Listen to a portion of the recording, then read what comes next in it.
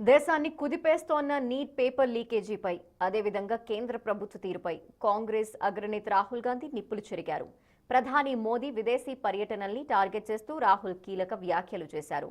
మోడీ ఇటలీలో రీళ్లు తీస్తూ చాక్లెట్లు పంచుతుంటే ఇక్కడ దేశ యువత పేపర్ లీక్లతో కలత చెంది వీధుల్లో రోధిస్తోందంటూ ఎక్స్ వేదికగా ట్వీట్ చేశారు.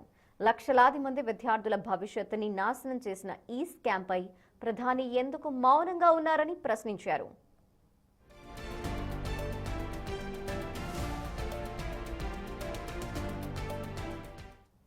నీట్ పేపర్ లీక్ కారణంగా దేశంలో ఎంతో మంది మానసిక వేదన భరించలేక ప్రాణాలు కోల్పోతున్నారని రాహుల్ గాంధీ ఆవేదన వ్యక్తం చేశారు.